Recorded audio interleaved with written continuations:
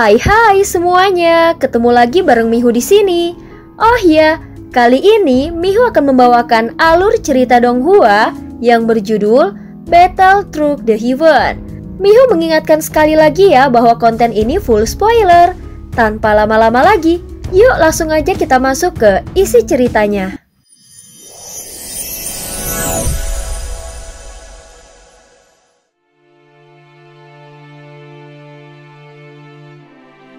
Melanjutkan dari kisah sebelumnya.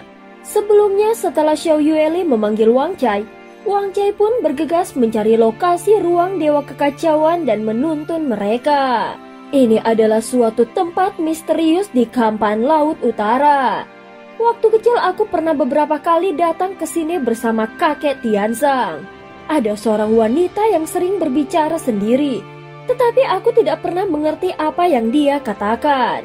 Yueli berbicara perlahan. Meski mungkin dia tidak tahu tentang tempat lain, namun Kampan Laut mencangkup hampir seluruh masa pertumbuhannya. Di dalam ruang Dewa Kekacauan, tidak ada satupun sosok manusia. Yang ada hanyalah peralatan dan perlengkapan yang berserakan.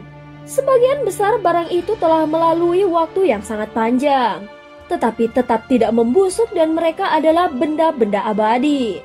Banyak binatang buas dan iblis yang gagal bertahan hidup di tempat ini, sehingga jasad mereka berubah menjadi sumber nutrisi bagi makhluk lainnya.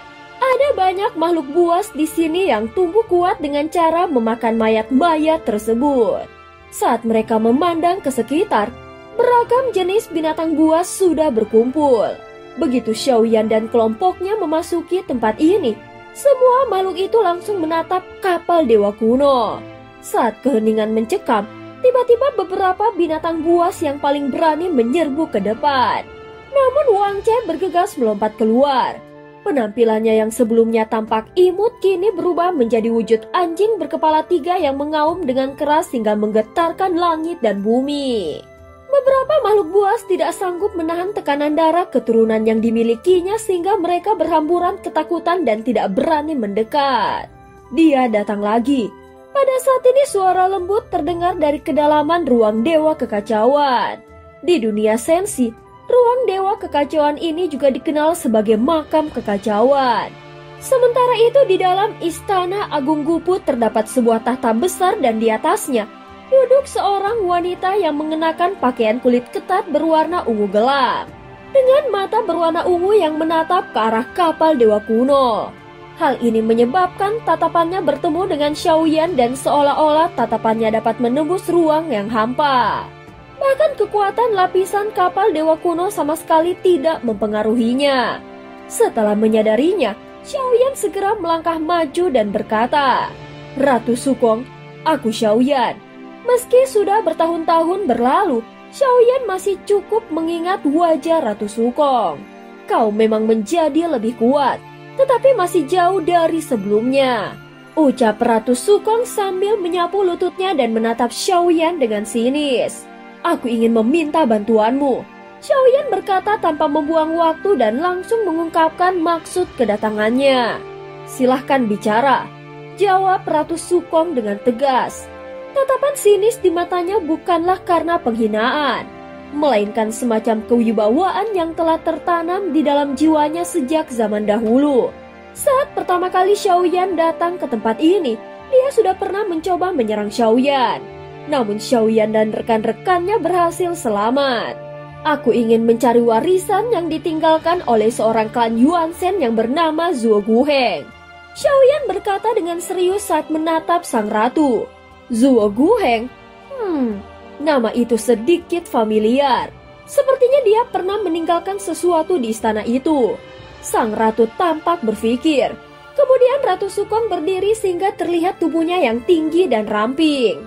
Konon katanya dia berasal dari Taisu, tetapi tidak diketahui apa hubungannya dengan Suqiantai. "Ayo ikuti aku," ucap Ratu Sukong. Setelah itu Xiaoyan dan yang lainnya bergerak mengikutinya. Tubuhnya sama sekali tidak memancarkan aura atau niat membunuh. Sepertinya dia telah tinggal di tempat ini sangat lama dan tidak pernah berniat untuk meninggalkannya.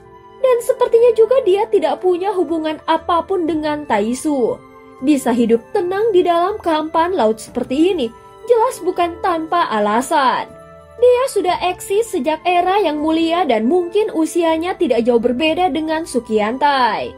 Sikap hormatnya yang begitu besar kemungkinan juga berkaitan dengan yang mulia.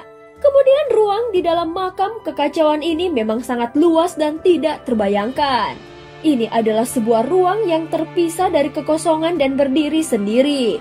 Tidak ada yang tahu seberapa luasnya. Jadi mereka hanya terus mengikuti jalur yang ada. Saat ini Yueli terus berada di samping Xiaoyan dan tampak tidak tenang. Namun di dalam kehampaan laut, kekuatan bertarung dan pengaruh Xiao Yueli masih cukup besar. Tak lama kemudian, mereka tiba di dalam sebuah istana yang tampak biasa saja. Bahkan tidak ada hal istimewa yang terlihat dari luar. Dulu dia pernah menitipkan sebuah darah emas di tempat ini untuk kujaga. Tetapi itu sudah sangat lama sekali. Selama ini darah itu memang berada di dalam istana ini. Ratu Sukong menjelaskan dan Xiaoyan hanya mengangguk dengan pelan. Lalu dari tubuhnya muncul avatar Yuan Shen yang kemudian melangkah dengan keras dan mendarat di lantai istana. Begitu kakinya menginjak lantai istana, seluruh bangunan itu bergetar hebat. Tiba-tiba istana itu seperti bangunan yang terbuat dari pasir yang tertiup angin sehingga mendadak runtuh dan menghilang begitu saja. Seolah tidak sanggup menahan perjalanan waktu sehingga semua yang ada berubah menjadi asap dan bayangan. Saat semua itu lenyap tanpa ada cahaya kemasan terang yang muncul di dalamnya. Itu adalah darah klan Yuan Shen yang berwarna emas. Darah emas itu mengambang di udara memancarkan gelombang kekuatan Qi dan darah yang sangat kuat. Xiaoyan dapat merasakan bahwa darah itu memiliki hubungan yang sangat dekat dengan avatar Yuan Shen miliknya. Menyebabkan gelombang darah yang terpancar memicu resonansi kuat pada avatarnya. Pada saat yang sama, sebuah niat dendam yang luar biasa pekat tiba-tiba masuk ke dalam benak avatar Yuan Shen-nya. Wahai keturunan klan Yuan Shen, balas dendamlah. Kalian harus membalas dendam kami. Gelombang kekuatan ini sangat kuat sehingga membuat darah di dalam tubuh avatar Yuan Shen-nya menjadi tidak stabil. Bahkan segel suci yang tertanam di jiwanya pun mulai menunjukkan tanda-tanda terguncang. Xiaoyan mengerutkan dahi saat menatap darah jiwa itu. Benda ini sudah ditinggalkan sejak lama. Kenapa masih mengandung dendam sekuat ini? Mungkin ini adalah warisan dari Zuo Guheng untuk anggota ras klan Yuan Shen yang sudah lama punah dan telah memprediksi kehancuran bangsanya sejak awal, lalu meninggalkan harapan terakhirnya di sini. Ratu Sukong mencoba menjelaskan situasinya, namun belum sempat Xiaoyan bereaksi, darah jiwa itu langsung berubah menjadi benang-benang emas dan menyatu ke dalam tubuhnya. Bersamaan dengan itu, sebagian kenangan yang hancur ikut mengalir ke dalam pikirannya. Di kekosongan, tampak seorang raksasa bertubuh besar berdiri dan di hadapannya ada sosok lain yang juga besar. Namun di tubuh lawannya terdapat tanda aneh dan aura hidup darinya perlahan menghilang. Xiaoyan melihat tanda itu dan merasa bergetar. Kemudian dia menatap mata raksasa itu yang tidak berwarna emas, melainkan putih polos seolah tidak memiliki bola mata. Kemudian terdengar suara angin tajam menerobos udara dan puluhan bayangan besar tampak datang mendekat. Di pundak-pundak para raksasa itu duduk sosok-sosok misterius. Kalian segerombolan perampok yang keji. Kalian menjadikan seluruh bangsaku sebagai bahan eksperimen untuk menciptakan Rayleigh, ucap Zhou Guheng lalu memuntahkan darah emas dalam jumlah yang besar. Namun di dalam darah itu juga menyebar asap hitam pekat. Jelas dia telah terkena racun ganas dan tampaknya telah bertahan sangat lama. Saat ini tubuhnya sudah mulai tidak sanggup mempertahankan Qi dan darahnya lagi. Xiaoyan memandangi para raksasa itu dan matanya menyapu sosok-sosok bertopeng yang duduk di atas mereka.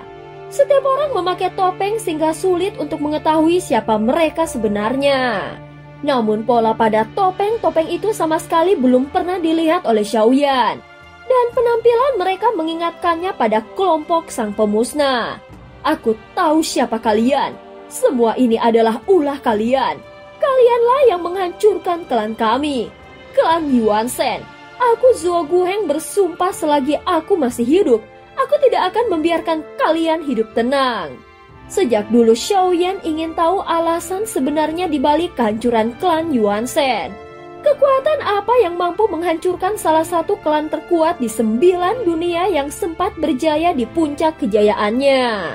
Hahaha, Zuo Guheng, kau pikir klan Yuan Shen terlahir sebagai makhluk superior? Itu salah besar. Semua kekuatan kalian adalah pemberian dari kami. Kamilah yang kalian sebut para dewa. Kalian sudah terlalu mengganggu keseimbangan dunia. Hal ini bukan karena kalian harus punah, tetapi karena kekuatan kalian harus diambil kembali, ucap salah satu dari mereka. Pada saat itu dari belakang para raksasa muncul bayangan hitam besar. Kemunculan sosok itu langsung membuat mata Xiaoyan menyusut dan matanya seolah kaku saat melihatnya. Jelas pada saat ini Xiaoyan merasakan sosok itu mengandung kekuatan yang mengerikan. Dan cerita pun berakhir. Terima kasih udah dengerin Mihu dari awal sampai akhir ya. Sampai jumpa.